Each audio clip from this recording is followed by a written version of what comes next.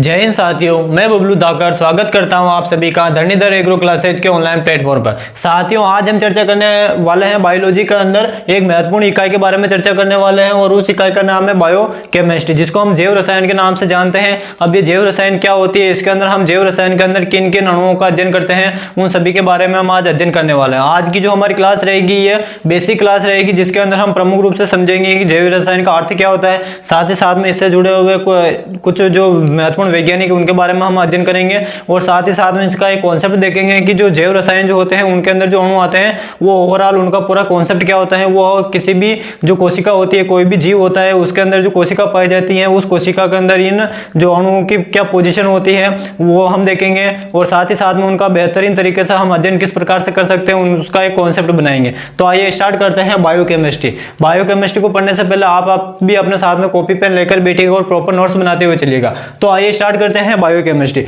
Biochemistry को हम हिंदी में किस नाम से जानते हैं, तो बायोकेमिस्ट्री को हम हिंदी में जैव रसायन के नाम से जानते हैं। किस नाम से जानते हैं साथियों? इसको हम जैव रसायन के नाम से जानते हैं, ठीक है ना।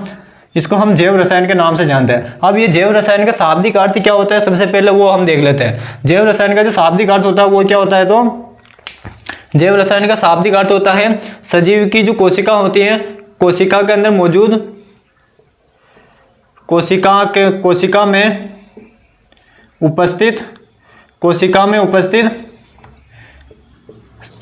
में उपस्थित अणु।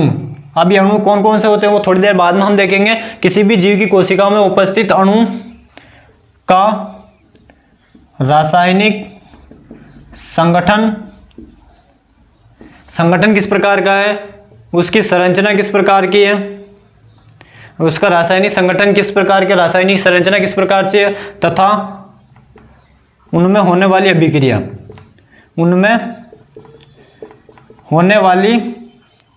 अभिक्रिया का अध्ययन जिस शाखा के अंदर किया जाता है उसे हम जैव रसायन कहते हैं। उसे हम क्या कहते हैं? जैव रसायन कहते हैं। अर्थात विज्ञान की वह शाखा जिसके अंदर सजीवों की कोशिका में उपस्थित सभी अणुओं का रासायनिक संगठन, उनकी संरचना किस प्रकार से है, उनके होने वाले विभिन्न अभिक्रियाओं का अध्ययन जिस शाखा के अंदर किया जाता है उसको हम जैव रसायन के नाम से हम जानते हैं। जो जैव रसायन जो होते हैं उसके अंदर आते हैं हमारे अणु आते हैं। कौन आते हैं? अणु आते हैं। अब हम इन अणु के बारे में हम चर्चा करते हैं। जैव रसायन के अंदर ये मुख्य रूप से यह एक शब्द आया है यहाँ पर, अणु, ठीक है ना, जिसको हम कह सकते हैं जैव अणु, क्योंकि सजीव कोशिका में जो अणु पाए जाते हैं उनको हम किस नाम से जानते हैं?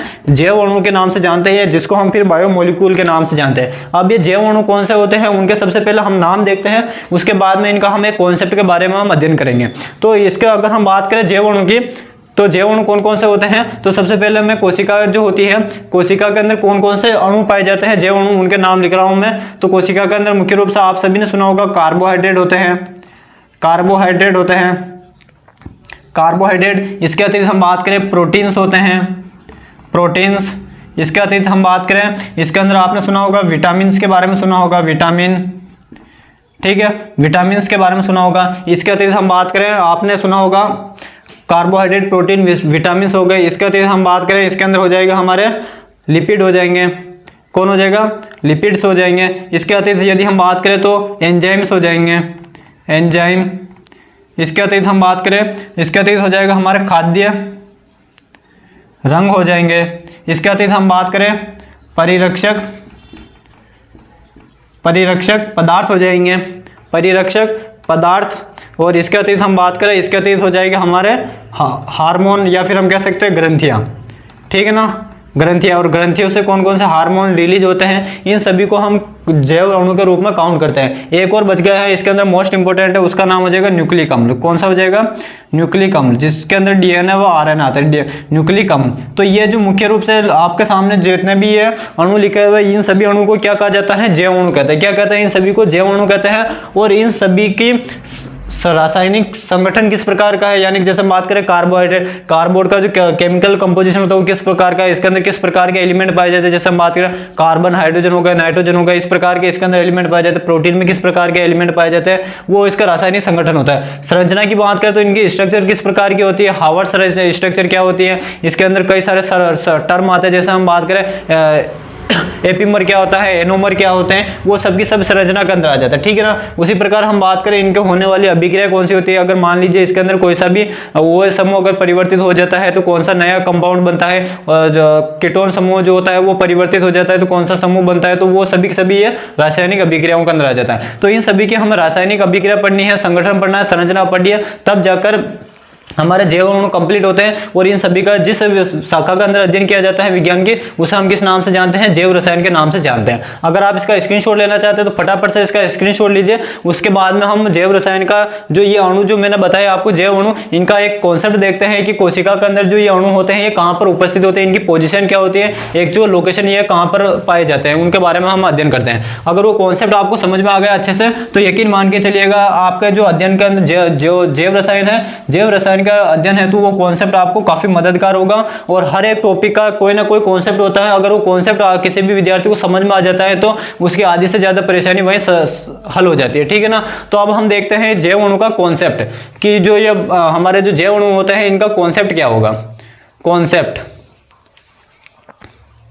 इनका कॉन्सेप्ट क्या होगा, ठीक है ना। कॉन्सेप्ट की यदि हम बात करें तो यहाँ पर मैं एक थ्योरेटिकल इसका कॉन्सेप्ट बताने वाला हूं और एक हम डायग्राम के माध्यम से भी इसका कॉन्सेप्ट समझेंगे, तो दोनों प्रकार से आपको समझ में आ जाएगा। तो सबसे पहले हम बात करें कॉन्सेप्ट की, तो यहाँ पर मैंने शुरू में ही एक टर्म काम में लिया था, कोशिका काम में लिया था, कोशिका में उपस्थित सभी अणु। तो यहाँ पर कोशिका की बात करें, कोई से भी हम यहाँ पर कोशिका की बात कर ले, चाहे जंतु कोशिका हो चाहे पादप कोशिका, किसी भी कोशिका का यहाँ पर हम उदाहरण ले रहे हैं, ठीक है ना। कोशिका होती है, ठीक है, कोशिका जो होती है, कोशिका से अगर हम क्या हटा दें, कोशिका भित्ति हटा दें, जो सेल वॉल होती है, इसको हम हिंदी में कोशिका भित्ति के नाम से जानते हैं। किस नाम से जानते हैं, इसको हम कोशिका भित्ति के नाम से जानते हैं। ये जो सेल वॉल होती है, जब हम किसी भी कोशिका से कोशिका भित्ति को हटा देते हैं, किसी भी कोशिका से कोशिका भित्ति को हटा देते हैं तो एक झिल्ली युक्त संरचना बनती है, और उस झिल्ली युक्त संरचना को हम जीव द्रव्य के नाम से जानते हैं। किस नाम से जानते हैं, जीव द्रव्य के नाम से जानते हैं। जो हमारी कोशिका होती है, कोशिका से यदि हम क्या करें, कोशिका भित्ति को हटा देते हैं, यहाँ पर माइनस का चिन्ह जो होता है वो क्या दर्शा रहा है, यहाँ पे इसको हमने हटा दिया तो क्या बनता है, जीव द्रव्य बनता है। और जीव द्रव्य को हम इंग्लिश में प्रोटोप्लाज्म के नाम से जानते हैं। किस नाम से जानते हैं, प्रोटोप्लाज्म के नाम से जानते हैं। ये हालांकि ये हम जब हम सेल बायो पढ़ते हैं वहाँ का टॉपिक है, लेकिन उसको समझने के लिए हमें यहाँ पर उसकी जरूरत पड़ेगी। तो जीव द्रव्य होता है, जीव द्रव्य बचता है। अब ये जो जीव द्रव्य जो होता है, ये जीव द्रव्य दो तत्वों से मिलकर बना होता है। जो जीव द्रव्य जो होता है ये संयुक्त रूप से दो तत्वों से मिलकर बना होता है। एक तो होता है इसके अंदर साइटोप्लाज्म, या फिर हम कह सकते हैं इसको कोशिका द्रव्य होता है। एक तो क्या होता है इसके अंदर कोशिका द्रव्य होता है, जिसको हम साइटोप्लाज्म के नाम से जानते हैं। किस नाम से जानते हैं, साइटोप्लाज्म के नाम से इसको हम जानते हैं, ठीक है। और दूसरा जो भाग होता है वो होता है केंद्रक होता है। क्या होता है, केंद्रक होता है। क्या होता है, केंद्रक होता है। केंद्रक को हम न्यूक्लियस के नाम से जानते हैं, न्यूक्लियस के नाम से इसको हम जानते हैं, ठीक है ना। ये एक होता है हमारे केंद्रक होता है, ठीक है। तो ये दोनों जो संयुक्त रूप से मिलकर जो संरचना बनाते हैं उसको हम जीव द्रव्य के नाम से जानते हैं। अब मान लीजिए हमने क्या किया, जो जीव द्रव्य था इसमें से हमने क्या किया, ये जो केंद्रक था इस केंद्र को हटा दिया।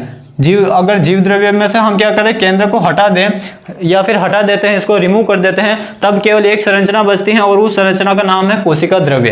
कोशिका द्रव्य जो शब्द है वो स्ट्रासबर्गर ने दिया था, ये भी हमें पता होना चाहिए। जो ये कोशिका द्रव्य जो होता है इसके अंदर दो प्रकार के पदार्थ पाए जाते हैं। जो कोशिका द्रव्य जो होता है, ये जो कोशिका द्रव्य होता है, इस कोशिका द्रव्य के अंदर दो प्रकार के पदार्थ पाए जाते हैं। एक तो होता है सजीव पदार्थ, एक तो होता है सजीव पदार्थ, ठीक है, जिनके अंदर उपापचयी क्रियाएं, जो हम जनरली बात करें मेटाबॉलिक जो क्रियाएं होती हैं वो सभी की सभी किसके अंदर होती है, सजीव के अंदर होती है, ठीक है। और दूसरा होता है इसके अंदर आता है निर्जीव पदार्थ। कौन से पदार्थ आते हैं, निर्जीव पदार्थ आते हैं, ठीक है। अब हम बात करते हैं जो सजीव जो पदार्थ होते हैं इसके अंदर कौन कौन आते हैं। तो इसके अंदर आते हैं कोशिका के जितने भी कोशिकांग होते हैं, तो सारे जो कोशिकांग होते हैं वो किसके अंदर आते हैं, जो कोशिका द्रव्य का जो सजीव भाग होता है उसके अंदर हमारे सारे कोशिकांग आते हैं, ठीक है। उसके बाद में आता है निर्जीव भाग। निर्जीव भाग की बात करें तो निर्जीव भाग के अंदर कौन सा भाग आते हैं, तो इसके अंदर जितने भी हमने अणु जो पढ़े थे ना, कार्बोहाइड्रेट हो गया, प्रोटीन हो गया, वो सबके सब किसके अंदर आते हैं, निर्जीव भाग के अंदर आते हैं। तो इसके अंदर कौन कौन से भाग आते हैं, इसके अंदर मुख्य रूप से हमारे कार्बोहाइड्रेट आते हैं, इसके अंदर प्रोटीन आते हैं हमारे, ठीक है। इसके अंदर हम बात करें लिपिड आ जाएगा, लिपिड आ जाएगा। इसके अंदर हम बात करें एंजाइम आ जाएगा, एंजाइम आ जाएगा इसके अंदर, ठीक है। इसके अंदर हम बात करें न्यूक्लिक अम्ल आ जाएगा, न्यूक्लिक एसिड आ जाएगा इसके अंदर। इसके अतिरिक्त हम बात करें इसके अंदर और कौन आ जाएगा, तो इसके अंदर विटामिन आ जाएंगे। इसके अतिरिक्त हम बात करें इसके अंदर और कौन आ जाएगा, तो मिनरल्स आ जाएंगे, यानी कि जो खनिज लवण जो होते हैं वो आ जाएंगे इसके अंदर। इसके अतिरिक्त हम बात करें कुछ खाद्य परिरक्षक होते हैं जिसको हम फूड कलर के नाम से जानते हैं, फूड कलर यानी कि खाद्य रंग आ जाएगा, ठीक है। और इसी प्रकार आते हैं हमारे खाद्य परिरक्षक जिसको हम फूड प्रिजर्वेशन के नाम से जानते हैं। जैसे आपने सिरका का नाम सुना होगा, चीनी का नाम सुना होगा। इनका उपयोग क्या करते हैं हम फलों को लंबे समय तक संरक्षित करने के लिए उपयोग में करते हैं, तो वो सारे सारे हमारे निर्जीव पदार्थों के अंदर आ जाते हैं, ठीक है ना। तो कहने का ये है कि जो हमने जितने भी कोशिका के अंदर हमने अणु देखे थे, जो पिछले स्लाइड में जो हमने अणु देखे थे वो कोशिका के कौन से भाग में पाए जाते हैं, तो ज्यादातर जो होते हैं कोशिका द्रव्य के अंदर निर्जीव भाग में पाए जाते हैं। कौन से भाग में पाए जाते हैं, निर्जीव भाग में पाए जाते हैं। लेकिन ये ऐसा नहीं है कि ये जो निर्जीव भाग के अंदर जितने भी अणु पाए जाते हैं ये कोशिका के दूसरे जो भाग होते हैं उनके अंदर नहीं पाए जाते, उनके अंदर भी पाए जाते हैं, लेकिन उनमें तुलनात्मक रूप से कम पाए जाते हैं। जैसे उदाहरण के रूप में हम बात करें तो शुरुआत हम करते हैं कोशिका से। कोशिका के अंदर सबसे पहला जो भाग आता है वो कौन सा आता है, कोशिका भित्ति आता है। कौन सा आता है, कोशिका भित्ति आता है।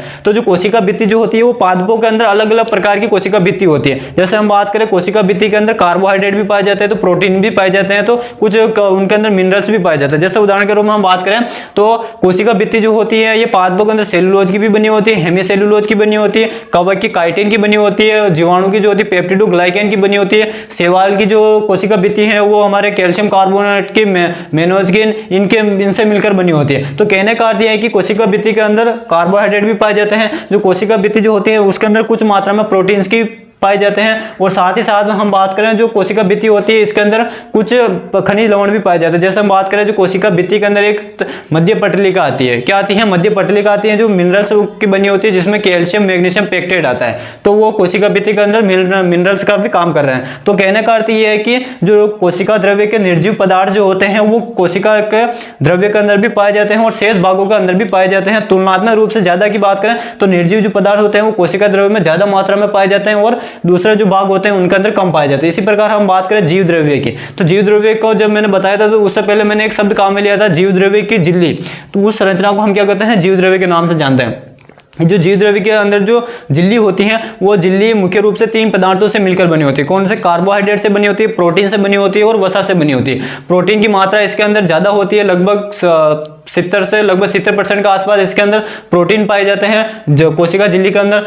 इसके अंदर 30 से 40% हमारे मुख्य रूप से जो लिपिड होता है वो पाए जाते हैं और लगभग 1 से 5% इसके अंदर कार्बोहाइड्रेट पाया जाता है, ठीक है ना। तो ये इसी कारण से कोशिका झिल्ली जो मुख्य रूप से बनी होती है वो फोस्फोलिपिड से बनी होती है। किससे बनी होती है, फोस्फोलिपिड से बनी होती है। और कोशिका जो झिल्ली होती है उसके अंदर दो तरह का प्रोटीन पाया जाता है, आंतरिक प्रोटीन और बाह्य प्रोटीन। ये कोशिका विज्ञान का पार्ट होता है, उसमें हम ज्यादा नहीं जाएंगे। मैं केवल इतना सा बता रहा हूँ कि कोशिका के दूसरे भाग के अंदर भी ये जो जैव अणु होते हैं वो मुख्य रूप से पाए जाते हैं, ठीक है ना। इसके अतिरिक्त हम बात करें केंद्रक के अंदर जो हमारे ये न्यूक्लिक अम्ल जो होता है, न्यूक्लिक अम्ल जो जिसको हम न्यूक्लिक अम्ल के नाम से जानते हैं, जिसके अंदर डीएनए व आरएनए होते हैं, वो किसके अंदर पाए जाते हैं, हमारे केंद्र के अंदर पाए जाते हैं। और केंद्र के अंदर भी कई सारे प्रोटीन्स पाए जाते हैं। जैसे हम बात करें हिस्टोन प्रोटीन हो गया, नॉन हिस्टोन प्रोटीन हो गया, इसके अंदर कई सारे तत्व पाए जाते हैं। केंद्र के अंदर कैल्शियम हो गया, मैग्नीशियम हो गया, ये तत्व भी इसके अंदर अल्प मात्रा में पाए जाते हैं। साथ ही साथ हम बात करें नाइट्रोजन, क्षार, इसके अंदर तत्व पाए जाते हैं। तो ये मुख्य रूप से कई सारे जो तत्व होते हैं वो केंद्र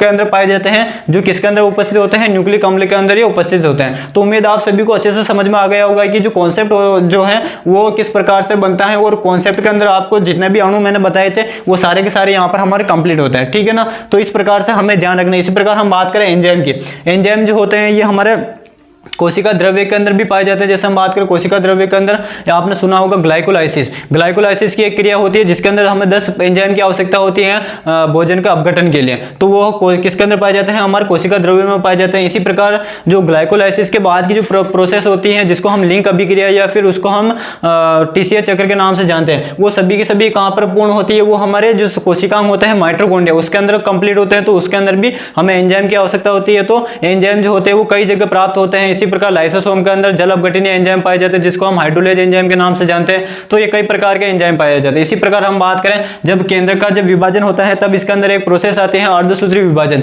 अर्धसूत्री विभाजन के दौरान एक एंजाइम आता है जो जीन विनिमय के लिए उत्तरदायी होता है, जिसको हम रिकॉम्बिनेज एंजाइम के नाम से जानते हैं। तो ये कई सारे एंजाइम होते हैं जो कोशिका के अंदर कोशिका द्रव्य में भी पाए जाते हैं और कोशिका के विभिन्न भागों के अंदर भी पाए जाते हैं। इसी प्रकार हम बात करें कोशिका भित्ति की बात करें तो जो सेलुलोज जो एंजाइम होता है, सेलुलोज जो होता है उसको गलाने के लिए हम सेलुलेज एंजाइम काम में लेते हैं, तो वो कोशिका भित्ति के अंदर पाया जाता है। इसी प्रकार कैल्शियम मैग्नीशियम पेक्टेट जो मध्य पटलिका होती है उसको गलाने के लिए हम पेक्टेज एंजाइम काम में लेते हैं जो कोशिका भित्ति के अंदर पाया जाता है। तो ये कई सारे एंजाइम होते हैं जो भी पाए जाते हैं, ये हमें ध्यान रखना। तो उम्मीद है आप सभी को अब अच्छे से समझ में आ गया होगा कि कौन सा भाग कहाँ पर पाया जाता है और इसके अलावा और ये कोशिका के किस भाग में मिल सकते हैं जहाँ पर उनके पाए जाने की प्रबल संभावना होती है। तो इसी के साथ में हमारे जो कॉन्सेप्ट होता है वो यहाँ पर कंप्लीट होता है। इसका अगर आप स्क्रीनशॉट लेना चाहते हैं तो फटाफट से आप स्क्रीनशॉट लीजिए। उसके बाद में जो ये मैंने थ्योरी के रूप में बताया इसको हम एक डायग्राम के माध्यम से भी समझ लेते हैं कि कोशिका जो होती है वो एक्चुअल में किस प्रकार से दिखाई देती है और ये कौन सा भाग कोशिका के अंदर कहाँ पर पाया जाता है। फटाफट से स्क्रीनशॉट लीजिए और इसे अपने साथियों के साथ में से अधिक शेयर कीजिएगा ताकि वो भी इसका लाभ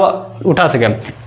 तो ये होता है हमारा कॉन्सेप्ट तथ्यात्मक रूप से। अब हम इसका एक डायग्राम के माध्यम से भी इसका अध्ययन कर लेते हैं ताकि हमारे किसी भी प्रकार का कोई डाउट यहाँ पर बचे ना। तो इसके अंदर आता है हमारी कोशिका। तो कोशिका की बात करें तो ये हमारी एक कोशिका हो जाएगी, जनरली समझाने के लिए बना रहा हूँ, ये एक कोशिका हो जाएगी, ठीक है। और जो कोशिका के अंदर क्या होता है, जीव द्रव्य होता है, ठीक है ना। ये हमारी कोशिका की क्या हो जाएगी, सेल वॉल हो जाएगी। ये क्या हो जाएगी, कोशिका भित्ति हो जाएगी, ठीक है ना। ये हमारी कोशिका भित्ति हो जाएगी। कोशिका भित्ति को जब हम हटा देते हैं, यहाँ पर मैं माइनस का निशान लगा देता हूँ, जब इसको हम हटा देते हैं क्या बनता है, हमारे एक झिल्ली युक्त संरचना बनती है जिसके अंदर जिसको हम सम्मिलित रूप से जीव द्रव्य के नाम से जानते हैं। तो ये क्या हो जाएगी, हमारी सेल मेम्ब्रेन हो जाएगी। क्या हो जाएगी, सेल मेम्ब्रेन। ये हो जाएगी हमारी सेल मेम्ब्रेन जिसको हम कोशिका झिल्ली के नाम से जानते हैं। और कोशिका झिल्ली के अंदर यदि हम बात करें, कोशिका झिल्ली के अंदर ये तो होता है केंद्रक और ये यहाँ पर पाया जाता है, ये होता है साइटोप्लाज्म। ये तो हो जाएगा क्या, साइटोप्लाज्म, ठीक है। और ये हो जाएगा हमारा केंद्रक। ये क्या हो जाएगा, केंद्रक। और जब इस प्रकार से दोनों आपस में मिल जाते हैं तब इसको हम प्रोटोप्लाज्म के नाम से जानते हैं। किस नाम से जानते हैं, प्रोटोप्लाज्म के नाम से जानते हैं, ठीक है। और जब प्रोटोप्लाज्म में से हम केंद्रक को हटा देते हैं तो साइटोप्लाज्म बनता है। तो जो साइटोप्लाज्म जो होता है इसके अंदर एक तरफ तो पाया जाता है यहाँ पर निर्जीव भाग पाया जाता है जिसके अंदर मुख्य रूप से हमारे सारे के सारे जो जैव अणु जो होते हैं वो किसी न किसी पदार्थ के रूप में पाए जाते हैं, ठीक है। इसके बाद में आता है हमारे यहाँ पर मान लेते हैं इसको, यहाँ पर आता है सजीव भाग। सजीव भाग भी जो आता है जिसके अंदर मुख्य रूप से हमारे क्या पाए जाते हैं, कोशिकांग पाए जाते हैं। क्या पाए जाते हैं साथियों, कोशिकांग पाए जाते हैं। तो इस प्रकार से हमारा जो कॉन्सेप्ट होता है वो यहाँ पर डायग्राम के रूप में कंप्लीट होता है। तो जो मैंने अणु बताए तो वो यहाँ पर हमारे कहाँ पर पाए जाते हैं, निर्जीव भाग में कोशिका द्रव्य के अंदर पड़े रहते हैं, जो हमें ध्यान रखना है। तो इस प्रकार से ये पूरा कॉन्सेप्ट क्लियर होता है। अब हम बात करते हैं जो ये जैव अणु जो होते हैं, ये हमारी जो पूरा जो बॉडी होती है, चाहे वो किसी की भी बॉडी हो, पादप का शरीर हो, जंतु का शरीर हो, किसी भी सूक्ष्म जीव का शरीर हो, वो किनसे मिलकर बना होता है, कोशिकाओं से मिलकर बना होता है। तो पहला कॉन्सेप्ट तो ये होता है हमारा। और उसके बाद में ये सभी के सभी जो अणु होते हैं, जैव अणु, इन सभी जैव अणु का आपस में अभिक्रिया करने से कुछ नए पदार्थ बनते हैं। उन नए पदार्थों से नए अंगों का निर्माण होता है। तो वो दूसरा जो कॉन्सेप्ट आता है वो हम देख लेते हैं कि एक कोशिका से किस प्रकार से एक पूरे का पूरा एक बॉडी का निर्माण हो जाता है, पूरा एक शरीर का निर्माण हो जाता है, उसके बारे में हम अध्ययन करते हैं। तो ये हमारा कॉन्सेप्ट 1 था। और हम दूसरा कॉन्सेप्ट देखते हैं कि इन जैव अणु की सहायता से हमारा एक पूरे मानव का जो बॉडी होता है वो किस प्रकार से बनता है, ठीक है ना। इसका स्क्रीनशॉट लेना चाहते हैं तो स्क्रीनशॉट लीजिए। उसके बाद में हम एक दूसरा कॉन्सेप्ट देखते हैं जो मुख्य रूप से हमारे एक मानव की जो बॉडी होती है उसका निर्माण करेगा, ठीक है ना। तो अगला जो हो जाएगा वो हो जाएगा हमारे कॉन्सेप्ट नंबर 2, कॉन्सेप्ट नंबर 2, ठीक है ना। अब हम बात करते हैं, ये हमारी क्या थी, कोशिका। ये हमारी कोशिका थी। कोशिका के बारे में हमने संपूर्ण देख लिया कि इससे कौन कौन सी बातें हमें ध्यान रखनी है जिसके अंदर जैव अणु पाए जाते हैं, ठीक है ना। जो कोशिका जो होती है, जब कई सारी कोशिकाएं आपस में मिल जाती हैं, कई सारी जब पहले एक कोशिका थी और उसके बाद में क्या होता है, कई सारी जब कोशिकाएं आपस में मिल जाती हैं तब किसका निर्माण होता है, ऊतक का निर्माण होता है। किसका निर्माण होता है, ऊतक का निर्माण होता है, यानी कि टिश्यू का निर्माण होता है। किसका निर्माण होता है, टिश्यू का निर्माण होता है। और जब कई सारे टिश्यू आपस में मिल जाते हैं, जब कई सारे टिश्यू जो होते हैं आपस में मिल जाते हैं, जब कई सारे टिश्यू जब आपस में मिल जाते हैं तब ये किसका निर्माण करते हैं, अंग का निर्माण करते हैं। किसका निर्माण करता है, अंग का निर्माण करता है, जिसको हम ऑर्गन के नाम से जानते हैं। किस नाम से जानते हैं, ऑर्गन के नाम से जानते हैं। जैसे हम बात करें, हृदय हो गया हमारा पूरा पाचन सिस्टम हो गया, हमारे नर जननांग हो गए, मादा जननांग हो गया, हमारा मस्तिष्क हो गया, हाथ हो गया, पैर हो गया, मुंह हो गया, ये जितने भी अंग होते हैं वो सभी के सभी किससे मिलकर बने होते हैं, जो ऊतक होते हैं ऊतक के कई सारे समूह से मिलकर बने होते हैं, या फिर ऊतक के अंदर कई सारी कोशिकाएं होती है जो ऊतक का निर्माण करती है, और ऊतक से फिर किसका निर्माण होता है, अंग का निर्माण होता है। और जब कई सारे अंग आपस में मिल जाते हैं, कई सारे अंग, जब अंग क्या होते हैं, जो कई सारे अंग आपस में मिल जाते हैं, कई सारे अंग आपस में मिल जाते हैं, तब किसका निर्माण होता है, पूरे एक अंग तंत्र का निर्माण होता है। किसका निर्माण होता है, पूरे एक ऑर्गन सिस्टम का निर्माण होता है, ऑर्गन सिस्टम का निर्माण होता है, पूरे एक ऑर्गन सिस्टम का निर्माण होता है। जैसे हम बात करें हमारा पूरा एक नर्वस सिस्टम होता है, तंत्रिका तंत्र होता है, इसी प्रकार हम बात करें एक हमारा परिसंचरण तंत्र होता है, सर्कुलेटरी सिस्टम होता है। इसी प्रकार हम बात करें एक हमारा जो ऑर्गन होता है उसका जो एक पूरा बॉडी होता है, जो शरीर होता है उसका एक अपना पूरा एक रिप्रोडक्टिव सिस्टम होता है, ठीक है। इसी प्रकार हम बात करें एक व्यक्ति का अपना एक उत्सर्जन तंत्र होता है जिसको हम एक्सुलेटरी सिस्टम के नाम से जानते हैं। तो वो सारे जो तंत्र होते हैं वो किससे मिलकर बने होते हैं, अंगों से मिलकर बने होते हैं, ठीक है ना। कई अंग जब आपस में मिल जाते हैं तब वो अंग तंत्र का निर्माण करते हैं, और सारे के सारे जो अंग तंत्र होते हैं, जब सारे अंग तंत्र जो अंग तंत्र जो होते हैं जब ये आपस में मिल जाते हैं तब ये किसका निर्माण करते हैं, तो पूरा एक शरीर का निर्माण करता है। किसका निर्माण करता है, ये एक पूरे शरीर का निर्माण करता है। यानी कि एक पूरे हमारी जो बॉडी होती है, मानव की बॉडी होती है, या फिर हम किसी भी जीव की बॉडी की बात करें, चाहे वो जंतु हो गया, पादप हो गया, सूक्ष्म जीव हो गया, उनका जो पूरा जो निर्माण होता है वो इसी प्रोसेस के दौरान होता है। ये जो पूरी प्रोसेस होती है इसी प्रोसेस के माध्यम से किसी भी जीव के शरीर का निर्माण होता है। और जब कई सारे शरीर आपस में मिल जाते हैं, यानी कि एक समान प्रजाति के जो शरीर होते हैं वो आपस में मिल जाते हैं, तो वो फिर आगे जाकर जनसंख्या का निर्माण करते हैं। तो ये हमें ध्यान रखना। हमारे बायोकेमिस्ट्री के अंदर दो कॉन्सेप्ट इंपॉर्टेंट है, जो शुरू में मैंने आपको जो बताया था जैव अणु वाला, और जैव अणु कहाँ पे था, कोशिका के अंदर था, और इन कोशिकाओं से किस प्रकार से एक शरीर का निर्माण होता है वो हमारे बायोकेमिस्ट्री के अंदर, जैव रसायन के अंदर हमें थोड़ा बहुत पढ़ना रहता है। अब इसके बाद की जो प्रोसेस आती है, इस पूरी बाद की प्रोसेस को हम इकोलॉजी इन्वायरमेंट के अंदर पढ़ते हैं, यानी कि पर्यावरण व पारिस्थितिकी के अंदर उसको हम पढ़ते हैं। अब वो किस प्रकार से होता है, तो जब कई सारे जो शरीर होते हैं, जब कई सारे शरीर आपस में मिल जाएंगे तब किसका निर्माण होगा, समष्टि का निर्माण होगा। किसका निर्माण होगा, समष्टि का निर्माण होगा, यानी कि हम कह सकते हैं जनसंख्या का निर्माण होगा, जिसको हम पॉपुलेशन के नाम से जानते हैं। और जब कई सारी जनसंख्या मिल जाती है, जनसंख्या जैसे हम उदाहरण के रूप में बात करें, पूरी मनुष्य जितने भी जंतु हैं उनकी सभी की जनसंख्या मिल जाती है। और इसी के अलावा हम बात करें जो पादप जो जनसंख्या होती है वो सभी आपस में मिल जाती है, तब उसे हम क्या कहते हैं, समुदाय के नाम से जानते हैं। किस नाम से जानते हैं, कम्युनिटी के नाम से जानते हैं। और पूरा एक समुदाय मिल जाता है तब एक पूरा किसका निर्माण होता है, एक पूरे पारिस्थितिकी तंत्र का निर्माण होता है। किसका निर्माण होता है, पूरे पारिस्थितिकी तंत्र का निर्माण होता है। पारिस्थितिकी तंत्र जो होता है वो फिर आगे जाकर बायोम में कन्वर्ट होता है। बड़े जो पारिस्थितिकी तंत्र होते हैं उनको हम बायोम के नाम से जानते हैं, और वो फिर आगे जाकर एक हमारे जैव मंडल बनाता है। और जो जैव मंडल होता है वो 3 मंडलों से मिलकर बना होता है, थल मंडल, स्थल मंडल और जल मंडल। और फिर जो हमारे जो जैव मंडल होता है वो फिर हमारे आकाश में चला जाता है, जिसके अंदर हमारे सौर गंगा आ जाती हैं। वो सारा फिर वो हमारे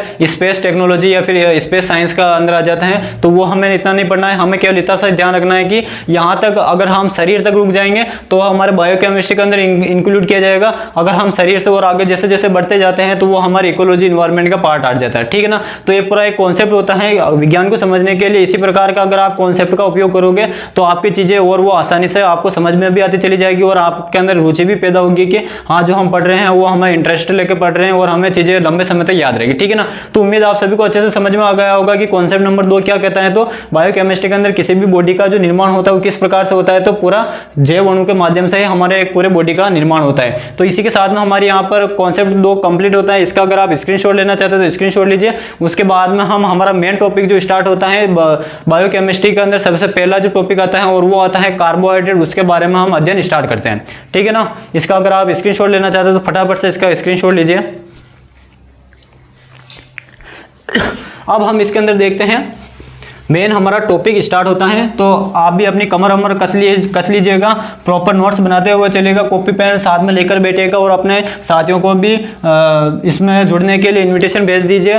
तो आइए स्टार्ट करते हैं कार्बोहाइड्रेट। बायोकेमिस्ट्री के अंदर सबसे पहला आता है हमारे, इससे पहले हम कुछ बायोकेमिस्ट्री से संबंधित जो महत्वपूर्ण वैज्ञानिक है उनके बारे में हम देख लेते हैं। 2 वैज्ञानिक इंपॉर्टेंट है जो हमें ध्यान रखना है। पहला आता है बायोकेमिस्ट्री के अंदर, जो बायोकेमिस्ट्री जो शब्द है ये शब्द किसने दिया था, वैज्ञानिक का नाम इंपॉर्टेंट है, ध्यान रखना है हमको। जो बायोकेमिस्ट्री जो शब्द है ये दिया था कार्ल न्यूबर्ग ने दिया था। किसने दिया था, कार्ल वर्ग के द्वारा ये बायोकेमिस्ट्री या जैव रसायन शब्द दिया गया था। और ये शब्द कब दिया गया था? 1903 में दिया गया था। कब दिया गया था? 1903 के अंदर ये हमारे कार्ल न्यूबर्ग के द्वारा ये कॉन्सेप्ट दिया गया था, ठीक है ना। उसके बाद में एक वैज्ञानिक और आता है जिसका नाम होता है लिबिंग। एक वैज्ञानिक और आता है जिसका नाम आता है लिबिंग। ये जो लिबिंग जो वैज्ञानिक है, इनके बारे में ध्यान रखना। जो कृषि जैव रसायन जो होता है, जैव रसायन अलग अलग प्रकार की होती है, जिसके अंदर हमारे एग्रीकल्चर के अंदर आता है कृषि जैव रसायन। तो कृषि जैव रसायन के जो जनक है वो कौन हो जाएंगे? हमारे लिबिंग हो जाएगा। कौन हो जाएगा? लिबिंग हो जाएगा, ठीक है ना। तो कृषि जैव रसायन के जनक, कृषि जैव रसायन के जनक कौन हो जाएंगे? तो वो हो जाएंगे हमारे लिबिंग हो जाएगा। कौन हो जाएगा? लिबिंग हो जाएगा। ये हमें ध्यान रखना है, ठीक है। इसके अलावा हम बात करें, जैसे जैसे हम जैव अणु के बारे में पढ़ते जाएंगे तो और भी वैज्ञानिक के नाम आते जाएंगे, तो वो हम उन्हीं का अंदर अध्ययन कर लेंगे। तो ये दो इंपॉर्टेंट वैज्ञानिक है जो हमें ध्यान रखना है, ठीक है ना। तो इसी के साथ में हमारे वैज्ञानिक यहाँ पर कंप्लीट होते हैं। अब हम हमारा जो मेन टॉपिक स्टार्ट होता है, जिसका नाम है, पहला जो हो जाएगा ये हो जाएगा क्या? कार्बोहाइड्रेट। क्या हो जाएगा? कार्बोहाइड्रेट। कार्बोहाइड्रेट क्या हो जाएगा? कार्बोहाइड्रेट। कार्बोहाइड्रेट कार्बोहाइड्रेट कार्बोहाइड्रेट की यहाँ पर साथियों हम बात करें तो जो कार्बोहाइड्रेट है, जो ये किस भाषा के शब्द से मिलकर बना है? इंपॉर्टेंट है, हमें ध्यान रखना है। कार्बोहाइड्रेट जो लैटिन भाषा के शब्द से इसकी उत्पत्ति हुई है। किस भाषा के शब्द से? लैटिन भाषा के। जो कार्बोहाइड्रेट है ये लैटिन भाषा के दो शब्दों से मिलकर बना है। एक तो होता है इसके अंदर कार्बन, मुख्य रूप से इसके अंदर एक तो आता है कार्बन और एक आता है इसके अंदर जल, जिसको हम H2O के नाम से जानते हैं। ये दो शब्दों से मिलकर बना है, कार्बन और जल। तो कार्बोहाइड्रेट में जो प्राथमिक रूप से पाए जाने वाले जो तत्व होते हैं वो कौन कौन से होते हैं? 3 तत्व होते हैं, कार्बन, हाइड्रोजन और ऑक्सीजन। इन तीनों तत्वों से मिलकर जो संरचना बनती है उसको हम क्या कहते हैं? कार्बोहाइड्रेट कहते हैं। मुख्य रूप से लगभग 90% के आसपास ये तीनों तत्व पाए जाते हैं। और इसके अलावा नाइट्रोजन भी हो सकता है, इनके अंदर फॉस्फोरस भी हो सकता है। जो सल्फर तत्व होते हैं ये मुख्य रूप से हम बात करें जो मुख्य रूप से ये कम मात्रा में पाए जाते हैं। लेकिन ये दोनों जो होते हैं, तीनों जो तत्व होते हैं, कार्बन, हाइड्रोजन और ऑक्सीजन, ये जो कार्बोहाइड्रेट के अंदर लगभग 70% का आसपास, या फिर हम कह सकते हैं 90% के आसपास ये तत्व पाए जाते हैं, ठीक है ना। तो ये कार्बोहाइड्रेट का उत्पत्ति किस प्रकार से होती है? लैटिन भाषा के शब्द से मिलकर बना है, कार्बन और जल से मिलकर बना होता है। अब हम बात करते हैं कार्बोनेट की वैज्ञानिक परिभाषा की बात कर लेते हैं कि जो कार्बोहाइड्रेट की वैज्ञानिक परिभाषा क्या होती है। तो कार्बोहाइड्रेट की वैज्ञानिक परिभाषा की बात करें तो ऐसे कार्बनिक यौगिक, इसकी परिभाषा हो जाएगी, ऐसे कार्बनिक यौगिक जो जल अपघटन होने पर, ऐसे कार्बनिक यौगिक जो जल अपघटन पर, ऐसे कार्बनिक यौगिक जो जल अपघटन पर कीटोन, जो ऐसे कार्बनिक यौगिक जो जल अपघटन होने पर कीटोन का जो सूत्र होता है वो क्या होता है? तो इस प्रकार से कीटोन का सूत्र होता है, ठीक है ना। ये इस प्रकार से कीटोन का सूत्र होता है। ये जो सूत्र है ये कीटोन का सूत्र होता है, ठीक है। जल अपघटन पर कीटोन व एल्डिहाइड समूह देते हैं। क्या देते हैं? एल्डिहाइड, ठीक है ना। एल्डिहाइड समूह देते हैं। अब एल्डिहाइड का सूत्र क्या होता है? तो CHO, इसका सूत्र होता है एल्डिहाइड समूह देते हैं।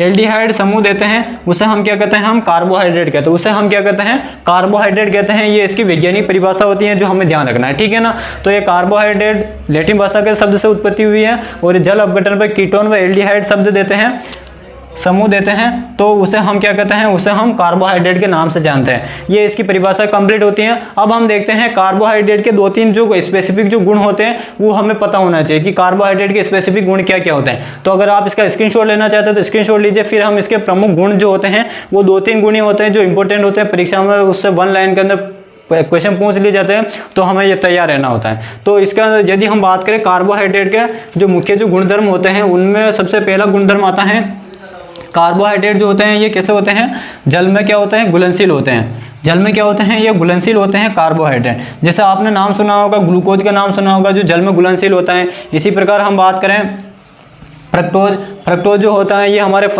इसको हम फ्रूट, जो फ्रक्टोज जो होता है इसको हम फ्रूट शुगर के नाम से भी जानते हैं, फलों के अंदर पाई जाती है। तो ये भी क्या होता है? जल में घुलनशील होता है। तो ये हमें कुछ बातें ध्यान रखनी है। तो यहाँ पर आ जाता है हमारा कार्बोहाइड्रेट, ठीक है ना। क्या हो जाएगा?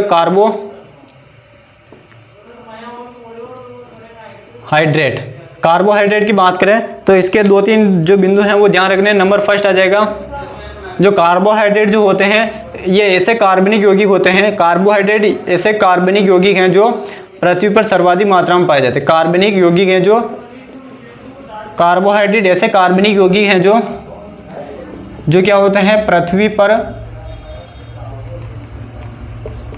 सर्वाधिक मात्रा में पाया जाता है, पृथ्वी पर सर्वाधिक मात्रा में पाया जाता है। ठीक है ना। कार्बनिक यौगिक कार्बोहाइड्रेट क्या है, तो पहला गुण हो जाएगा कार्बनिक यौगिक हैं जो क्या होते हैं पृथ्वी पर सर्वाधिक मात्रा में पाए जाते हैं। ये तो होता है कार्बोहाइड्रेट। अगर कार्बोहाइड्रेट में अभी आपसे पूछा जाए कि कौन सा कार्बोहाइड्रेट, तो वो हो जाएगा सेल्यूलोज। कौन सा हो जाएगा, वो हो जाएगा सेल्यूलोज।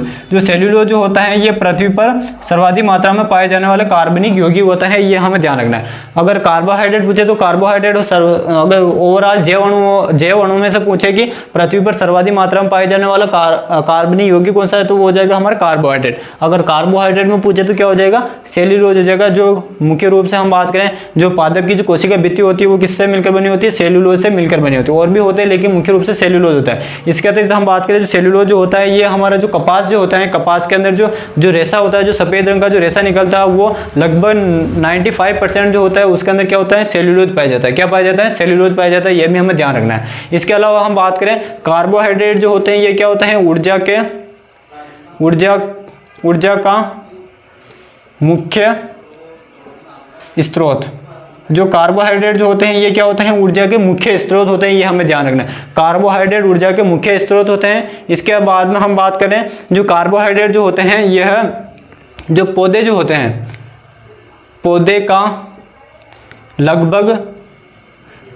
लगभग 75% शुष्क बार जो होता है वो किससे मिलकर बना होता है, कार्बोहाइड्रेट से मिलकर बना होता है। किससे मिलकर बना होता है, कार्बोहाइड्रेट से मिलकर बना होता है। जो पौधे का जो लगभग 75% जो भाग होता है वो किससे मिलकर बना होता है, शुष्क भाग जो होता है वो कार्बोहाइड्रेट से मिलकर बना होता है। यानी कि कार्बोहाइड्रेट या फिर इनके जो उत्पाद होते हैं उनसे मिलकर बना होता है। ये हमें ध्यान रखना है। ठीक है ना। तो इसी के साथ में हमारे जो कार्बोहाइड्रेट होता है यहाँ का महत्वपूर्ण जानकारी यहाँ पर खत्म होती है। एक और बिंदु हम देख लेते हैं, जो कार्बोहाइड्रेट का जो सामान्य जो सूत्र होता है वो क्या होता है, तो CH2O होता है। क्या होता है, इसका सामान्य जो सूत्र होता है वो होता है CH2O होता है। अर्थात इसका अंदर जो अनुपात होता है वो 1:2:1 होता है। ये हमें ध्यान रखना है। कार्बोहाइड्रेट के अंदर मुख्य रूप से जो अनुपात होता है वो 1:2:1 होता है। किसका, CH2O होता है। इसका सामान्य सूत्र ये भी हमें ध्यान रखना है। लेकिन जो कार्बोहाइड्रेट जो होते हैं इसके अंदर तीन जो तत्व होते हैं ये मुख्य रूप से पाए जाते हैं। लेकिन कई सारे ऐसे कार्बोहाइड्रेट भी देखे गए हैं जिनके अंदर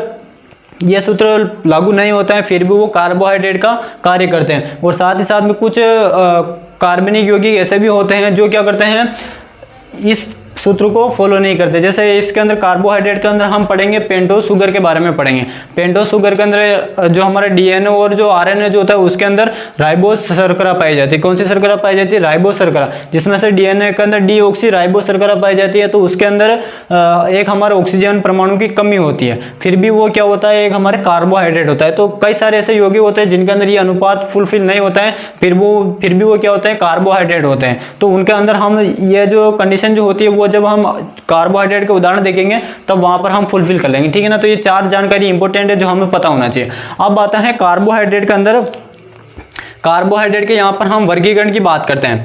कार्बोहाइड्रेट का वर्गीकरण, कार्बोहाइड्रेट का जो वर्गीकरण जो किया जाता है वो अलग अलग आधार पर किया जाता है। लेकिन जो सबसे मोस्ट इंपॉर्टेंट जो वर्गीकरण होता है वो होता है शर्करा। जो कार्बोहाइड्रेट को हम जनरली किस नाम से जानते हैं, सैकेराइड के नाम से जानते हैं। और सैकेराइड के शाब्दिक अर्थ होता है शुगर होता है। तो जो वर्गीकरण किया गया है वो किया गया एक तो जल अपघटन के आधार पर और एक सैकेराइड की संख्या के आधार पर कार्बोहाइड्रेट का वर्गीकरण किया गया। और भी वर्गीकरण होता है उसके बारे में अभी हम देखेंगे। तो जो वर्गीकरण किया गया है वो किस आधार पर किया गया है, तो वो किया गया है सैकेराइड, किसके आधार पर किया गया है, सैकेराइड तथा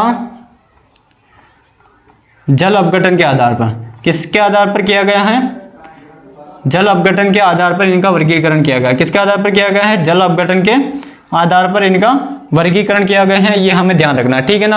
और ये जो पूरा जो सेशन है ये प्रतियोगी परीक्षाओं के हिसाब से भी काफी ज्यादा इंपॉर्टेंट है, तो प्रॉपर नोट्स अच्छे से बनाते हुए चलेगा।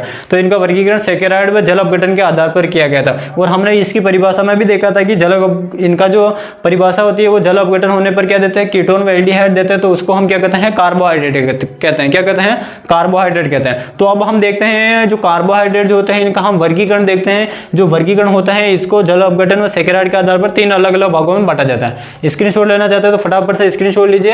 अब हम इसके अंदर देखते हैं वर्गीकरण। जो इनका जो वर्गीकरण किया गया है वो जल अपघटन के आधार पर और सेकेराइड के आधार पर 3 भागों में किया गया है। और वो कौन कौन से हैं, तो उनके नाम है मोनोसेकेराइड, ओलिगोसेकेराइड और एक आता है पॉलीसेकेराइड। आज के सेशन के अंदर केवल और केवल हम इनके वर्गीकरण के बारे में ही देखेंगे। इनके अंदर कौन से उदाहरण आते हैं, उनकी क्या विशेषता होती है, उनको हम सेपरेट अध्ययन करेंगे। तो आज के सेशन के अंदर केवल कार्बोहाइड्रेट का हम यहाँ पर क्या देखेंगे, केवल और केवल वर्गीकरण देखेंगे। तो कार्बोहाइड्रेट का हो जाएगा क्या, क्लासिफिकेशन। कार्बोहाइड्रेट का क्या हो जाएगा, वर्गीकरण। तो यहाँ पर हम बीच में लिखते हैं वर्गीकरण, ठीक है ना। कार्बोहाइड्रेट का वर्गीकरण, कार्बोहाइड्रेट का जो वर्गीकरण है वो कितने भागों में किया गया है, 3 भागों में किया गया है। कौन कौन से, तो नंबर फर्स्ट आता है इसके अंदर मोनोसेकेराइड। नंबर फर्स्ट पर आता है, कौन आता है, मोनोसेकेराइड, ठीक है ना, मोनोसेकेराइड, ठीक है, मोनोसेकेराइड। नंबर सेकंड की यदि हम बात करें तो नंबर सेकंड हो जाएगा ओलिगोसेकेराइड। क्या हो जाएगा, ओलिगोसेकेराइड। ये जो वर्गीकरण किया जा रहा है इसका प्रमुख आधार क्या है, तो वो हो जाएगा हमारे जल अपघटन के आधार पर, और एक हो जाएगा हमारे सेकेराइड के आधार पर। पहला होता है मोनोसेकेराइड, दूसरा होता है ओलिगोसेकेराइड, और तीसरा हो जाएगा हमारे, तीसरा जो हो जाएगा वो हो जाएगा हमारे पॉलीसेकेराइड। कौन सा हो जाएगा, पॉलीसेकेराइड। कौन सा हो जाएगा, पॉलीसेकेराइड, ठीक है, पॉलीसेकेराइड। मोनोसेकेराइड, ओलिगोसेकेराइड और पॉलीसेकेराइड। अब हम इनके बारे में कुछ दो तीन बातें देख लेते हैं। मोनोसेकेराइड क्या होता है, ओलिगोसेकेराइड क्या होता है और पॉलीसेकेराइड क्या होता है। तो मोनोसेकेराइड क्या होता है, तो मोनोसेकेराइड को क्या कहते हैं, सबसे सरलतम शर्करा के नाम से जानते हैं। सबसे सरलतम जो शर्करा होती है, सबसे सरलतम शर्करा के नाम से किसको जाना जाता है, तो वो हो जाएगा हमारे मोनोसेकेराइड हो जाएगा। सबसे सरलतम प्रकार की शर्करा कौन सी हो जाएगी, हमारे मोनोसेकेराइड हो जाएगा। और मोनोसेकेराइड और ओलिगो जो सेकेराइड होती है इसको संयुक्त रूप से हम एक दूसरे नाम से भी जानते हैं। मोनोसेकेराइड और जो हमारे ओलिगोसेकेराइड होती हैं इसको हम मोनोसेकेराइड और ओलिगोसेकेराइड जो होती हैं, मोनो प्लस ओलिगो, इन दोनों शर्कराओं को संयुक्त रूप से क्या कहा जाता है, तो इसको हम रिड्यूसिंग शुगर के नाम से भी जानते हैं। रिड्यूसिंग शुगर के नाम से भी इसको जाना जाता है। रिड्यूसिंग शुगर कौन सी होती है, तो हिंदी में इसको हम अपचायक शर्करा के नाम से जानते हैं। किस नाम से जानते हैं, अपचायक शर्करा के नाम से इनको जाना जाता है। और जो पॉलीसेकेराइड जो होती है इनको हम मुख्य रूप से इनको हम नॉन रिड्यूसिंग शुगर के नाम से जानते हैं, ठीक है ना। इनको हम किस नाम से जानते हैं, नॉन रिड्यूसिंग शुगर के नाम से जानते हैं। नॉन रिड्यूसिंग शुगर कौन सी होती है, तो इनको हम अनअपचायक शर्करा के नाम से जानते हैं। अब रिड्यूसिंग और नॉन रिड्यूसिंग शर्करा कौन कौन होते हैं, तो इसकी परिभाषा इंपॉर्टेंट है। ऐसे शर्कराएं जो फेलिंग परीक्षण देती है उनको तो हम क्या कहते हैं, रिड्यूसिंग शुगर के नाम से जानते हैं। ऐसी शर्करा जो क्या देती हैं, फेलिंग परीक्षण देती हैं, उनको हम रिड्यूसिंग शुगर कहते हैं। और ऐसी शर्कराएं जो फेलिंग टेस्ट या फेलिंग परीक्षण नहीं देती हैं या फिर बहुत ही कम मात्रा में देती हैं, उन्हें हम या उनको हम नॉन रिड्यूसिंग शुगर के नाम से जानते हैं। तो ये हमें ध्यान होना चाहिए। और इनकी जो परिभाषा होती है वो हम जब सेपरेट पढ़ेंगे तब इनके बारे में हम अध्ययन कर लेंगे, ठीक है ना। अब हम देखते हैं मोनोसेकेराइड का शाब्दिक अर्थ क्या होता है और ओलिगोसेकेराइड का और पॉलीसेकेराइड का शाब्दिक अर्थ क्या होता है। तो मोनोसेकेराइड जो होता है इसका शाब्दिक अर्थ होता है, यहाँ पर मोनोसेकेराइड का शाब्दिक अर्थ होता है जिनका और जल अपघटन नहीं किया जा सकता। ऐसी शर्कराएं जिनका और अधिक जल अपघटन नहीं किया जा सकता। यानी कि ये कैसी होती हैं, जितने भी मोनोसेकेराइड जो शर्कराएं होती है, जैसे हम बात करें ग्लूकोज हो गया, फ्रक्टोज हो गया, गैलेक्टोज हो जाएगा, मेनोज हो गया, इरिथ्रोज हो गया, इरिथ्रोलोज हो गया, ये सब के सब क्या होते हैं, मोनोसेकेराइड होते हैं। तो इनका और अधिक जल अपघटन नहीं किया जा सकता है। अर्थात जो ये अभी जो मैंने आपको नाम बताए, ग्लूकोज हो गया, फ्रक्टोज हो गया, ये सभी के सभी जो शर्कराएं होती है, ये सभी की सभी शर्कराएं ओलिगोसेकेराइड और पॉलीसेकेराइड की क्या होती है, एक अलग इकाइयां होती है। क्या होती हैं, एक अलग इकाइयां होती है। कहने का अर्थ यह है कि मोनोसेकेराइड से क्या होता है, ओलिगोसेकेराइड और पॉलीसेकेराइड मिलकर बने होते हैं। या फिर हम इसका उल्टा कह सकते हैं, जो पॉलीसेकेराइड जो होते हैं या फिर ओलिगोसेकेराइड जो होते हैं, इनका जब हम और अपघटन करते जाएंगे, जब लास्ट स्टेज में हम पहुंच जाएंगे तो हम लास्ट में क्या प्राप्त होगा, मोनोसेकेराइड प्राप्त होगा। क्या होगा, मोनोसेकेराइड प्राप्त होगा। जैसे हम उदाहरण के रूप में बात करते हैं, जो हमारा जो सेल्यूलोज जो होता है, जैसे या फिर हम बात करें स्टार्च जो होता है, उससे उसका जब हम अपघटन करते हैं तो हमें क्या प्राप्त होता है, माल्टोज प्राप्त होता है। और माल्टोज जो होता है वो 2 ग्लूकोज की इकाइयों से मिलकर बना होता है। तो अल्टीमेटली पॉलीसेकेराइड कौन था, हमारे पॉलीसेकेराइड का उदाहरण था स्टार्च का जब हमने जल अपघटन किया तो हमें क्या प्राप्त हुआ, माल्टोज प्राप्त हुआ। ओलिगोसेकेराइड ओलिगोसेकेराइड का उदाहरण होता है हमारे माल्टोज। और माल्टोज का जब हम अपघटन करते हैं तो हमें मोनोसेकेराइड की 2 इकाइयां प्राप्त होती है ग्लूकोज की, ठीक है ना। तो इसीलिए मैंने आपको एक लाइन बताई थी, मोनोसेकेराइड के जितने भी उदाहरण होते हैं ये सभी के सभी क्या होते हैं, ओलिगोसेकेराइड और पॉलीसेकेराइड के क्या होता है, एक अलग इकाई के रूप में ये कार्य करते हैं, ये हमें ध्यान रखना है, ठीक है ना। तो अब हम देखते हैं इसकी परिभाषा क्या होती है। तो मोनोसेकेराइड की परिभाषा हो जाएगी जिनका और जल अपघटन नहीं किया जा सकता, और ये क्या होते हैं, ये जो मोनोसेकेराइड जो होते हैं ये ओलिगोसेकेराइड प्लस जो पॉलीसेकेराइड जो होते हैं इनकी क्या होती है, एकलक इकाइयां होती है। ये क्या होते हैं, एकलक इकाई होती है, ये हमें ध्यान रखना है, एकलक इकाई होती है, यानी कि मोनोसेकेराइड से ही इन सभी का निर्माण होता है। या फिर अगर हम उल्टा करेंगे तो इनका जल अपघटन करवाते जाएंगे तो लास्ट में हमें केवल और केवल मोनोसेकेराइड की इकाइयां ही प्राप्त होगी, ठीक है ना। चाहे वो 2 स्टेप में जल अपघटन हो, 5 स्टेप में हो, चाहे फिर 10 स्टेप में हो, लास्ट में हमें केवल और केवल मोनोसेकेराइड की इकाइयां मिलेगा। इसलिए कहा जाता है ओलिगोसेकेराइड और पॉलीसेकेराइड जो होती हैं वो एकलक इकाई होती हैं इन दोनों की, ठीक है ना, और वो मोनोसेकेराइड की इकाइयां होती हैं, ये हमें ध्यान रखना है। अब हम मोनोसेकेराइड के 2-3 उदाहरण देख लेते हैं जो इंपॉर्टेंट जो परीक्षा के अंदर पूछे जा सकते हैं। तो मोनोसेकेराइड जो होते हैं इसके मुख्य रूप से उदाहरण हो जाएंगे, यहाँ पर हम लिख लेते हैं इनको, या फिर इधर हम सामने लिख लेते हैं इनको। मोनोसेकेराइड के उदाहरण क्या क्या हो जाएंगे, तो इसके अंदर उदाहरण हो जाएगा, क्या हो जाएगा, ग्लूकोज। जो फेमस जो है उनके बारे में लिख रहा हूँ, बाकी जब हम मोनोसेकेराइड पढ़ेंगे तो इसके लगभग हम 15 से 20 एग्जाम्पल देखेंगे जो हमें याद रखना है। ग्लूकोज हो जाएगा, फ्रक्टोज हो जाएगा, क्या हो जाएगा, फ्रक्टोज, ठीक है। 2 एग्जाम्पल ही ध्यान रखना है, ग्लूकोज, फ्रक्टोज, एक याद रखना है ना, गैलेक्टोज, गैलेक्टोज, ठीक है ना। तो ये 3 एग्जाम्पल हमें ध्यान रखना है जो परीक्षा की दृष्टि से इंपॉर्टेंट है। उसके बाद में हम आगे बढ़ते हैं, उसके बाद में आता है हमारा ओलिगोसेकेराइड। क्या आता है, ओलिगोसेकेराइड। ओलिगोसेकेराइड की बात करें तो इसकी परिभाषा क्या हो जाएगी, तो इसकी परिभाषा हो जाएगी साथियों, ओलिगोसेकेराइड कहते किसे हैं, तो ओलिगोसेकेराइड की हो जाएगा ऐसी मोनोसेकेराइड इकाइयां जिनका जल अपघटन करने पर, ऐसी मोनोसेकेराइड इकाइयां जिनका जल अपघटन करने पर हमें क्या प्राप्त होता है, मोनोसेकेराइड की इकाइयां प्राप्त होती हैं। और वो जो मोनोसेकेराइड की जो इकाइयां प्राप्त होती है वो कहां से कहां तक होती है, 1 से लेकर अगर हमें जल अपघटन करने पर 9, या फिर हम कह सकते हैं या 10 से कम। अब ये परिभाषा इंपॉर्टेंट है, ध्यान से सुनना। ओलिगोसेकेराइड किसे कहते हैं, तो वे शर्कराएं या फिर वे सेकेराइड जिनका जल अपघटन करने पर हमें 10 से कम मोनोसेकेराइड की इकाइयां प्राप्त होती हैं, उसे हम ओलिगोसेकेराइड कहते हैं। उसे हम क्या कहते हैं, ओलिगोसेकेराइड के नाम से जानते हैं। जैसे अब इसके उदाहरण कौन कौन से हो जाएंगे, तो अभी मैंने नाम बताया था आपको, एक तो बताया था माल्टोज, माल्टोज, माल्टोज। इसी प्रकार हो जाएगा यहाँ पर हमारे सुक्रोज, सुक्रोज।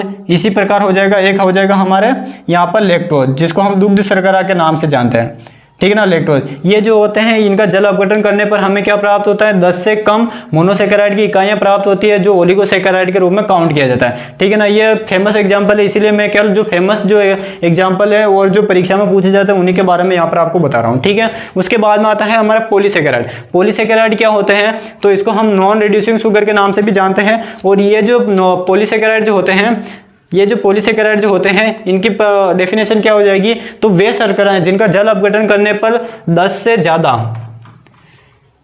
ज्यादा मोनोसेकेराइड की इकाइयां प्राप्त होती हैं। ऐसी शर्कराएं जिनका जल अपघटन करने पर हमें 10 से ज्यादा मोनोसेकेराइड की इकाइयां प्राप्त होती हैं, उसे हम पॉलीसेकेराइड के नाम से जानते हैं। उसे हम किस नाम से जानते हैं, पॉलीसेकेराइड के नाम से जानते हैं। जैसे हम 1-2 एग्जांपल देख लेते हैं। जैसे मैंने आपको अभी बताया था, शुरू में बताया था, सेल्यूलोज हो गया, सेल्यूलोज। इसी प्रकार हम बात करें ग्लाइकोजन हो गया, कौन सा जन हो गया, ग्लाइकोजन हो गया। इसी प्रकार हम बात करें यहाँ पर 1-2 यहाँ पर लिख देते हैं, स्टार्च हो गया। इसी प्रकार हो जाएगा यहाँ पर पेक्टिन हो गया। ये जो मैंने आपको नाम बताया ना, ये सभी के सभी क्या होते हैं, हमारे पॉलीसेकेराइड के एग्जाम्पल होते हैं। क्या होते हैं, ये सभी के सभी पॉलीसेकेराइड के एग्जाम्पल होते हैं जो हमें ध्यान रखना है। तो इसी के साथ में हमारा जो वर्गीकरण जो होता है वो यहाँ पर वर्गीकरण कंप्लीट होता है। इसी के साथ में मैंने आपको यहाँ पर 2 वर्गीकरण बता दिए, कौन कौन से। सबसे पहला तो मैंने बताया आपको वर्गीकरण जो मुख्य आधार था, इसका जो मुख्य वर्गीकरण का आधार क्या था, जल अपघटन के आधार पर। किसके आधार पर था ये, जल अपघटन के आधार पर यह वर्गीकरण था। किसके आधार पर था, जल अपघटन के आधार पर। और दूसरा मैंने बताया आपको रिड्यूसिंग शुगर और नॉन रिड्यूसिंग शुगर। तो एक जो वर्गीकरण हो जाएगा वो किसके आधार पर हो जाएगा, शुगर के आधार पर हो जाएगा। किसके आधार पर हो जाएगा, शर्करा के आधार पर हो जाएगा, ठीक है ना। एक तो किसके आधार पर था, जल अपघटन के आधार पर था। जल अपघटन के आधार पर 3 भागों में मोनोसेकेराइड, ओलिगोसेकेराइड और पॉलीसेकेराइड। और दूसरा हो जाएगा शुगर के आधार पर, यानी कि ऐसी शर्कराएं जो शुगर के आधार पर 2 प्रकार का हो जाएगा, रिड्यूसिंग शुगर और non reducing sugar. Reducing sugar कौन कौन से होंगे, जो फेलिंग परीक्षण देते हैं वो हमारे रिड्यूसिंग शुगर आती है। जैसे हम बात करें मोनोसेकेराइड और ओलिगोसेकेराइड हो जाएगा। और एक आता है हमारा नॉन रिड्यूसिंग शुगर के अंदर कौन आता है, पॉलीसेकेराइड आता है। इसके अंदर जो सुक्रोज होता है ये भी हमारे नॉन रिड्यूसिंग शुगर होता है, यानी कि अनौपचारिक शर्करा होती है जो क्या कर देता है, फेलिंग परीक्षण नहीं देता है। ये हमें ध्यान रखना है। ये जब हम सुक्रोज पढ़ेंगे तब मैं और आपको डिटेल से बता दूंगा। इसी के साथ में हमारा आज कार्बोहाइड्रेट से संबंधित जो सामान्य जानकारी थी यही हम कंप्लीट करते हैं। इसके बाद में हम जो नेक्स्ट सेशन पढ़ेंगे, नेक्स्ट सेशन के अंदर हम प्रमुख रूप से मोनोसेकेराइड, ओलिगोसेकेराइड और पॉलीसेकेराइड को हम सेपरेट पढ़ेंगे, ताकि हमारे जो टॉपिक है वो छोटा टॉपिक रहे, लेकिन हमें उससे संबंधित जो भी जानकारी है वो हम यहाँ पर आसानी से कवर कर सकें। अगर हम इनको सभी को एक साथ में पढ़ेंगे तो सेशन काफ़ी लंबा हो जाएगा और आपका भी जो कॉन्सेप्ट बना रहेगा वो यहाँ पर कॉन्सेप्ट पूरा बिगड़ने की पूरी संभावना रहती है, क्योंकि सेशन जितना बड़ा रहेगा उतना ही ज़्यादा आपको थोड़ा डीमोटिवेट भी होता है कि सेशन बहुत बड़ा होता है, तो इसको हम किस प्रकार से पढ़े, तो आधे टेंशन तो हमें उसी से रहती है। तो हम छोटे छोटे टुकड़ों में पढ़ेंगे और बेहतरीन पढ़ेंगे, और एक ऐसा पढ़ेंगे कि हमें भविष्य में जब भी हम इससे कोई भी प्रतियोगी परीक्षा में प्रश्न पूछे तो वो हमारा क्वेश्चन सही हो, ठीक है ना। तो इसी के साथ में आज के सेशन हम यही कंप्लीट करते हैं। तो कमेंट बॉक्स में बताइएगा जरूर आज का सेशन आपको कैसा लगा, और अच्छा लगा तो अपने साथियों के साथ में अधिक से अधिक साझा करो। और अभी तक आपने हमारे चैनल को सब्सक्राइब नहीं किया है तो प्लीज़ चैनल को सब्सक्राइब करें। मिलते हैं नेक्स्ट सेशन में मोनोसेकेराइड के साथ में, तब तक के लिए जय हिंद जय भारत।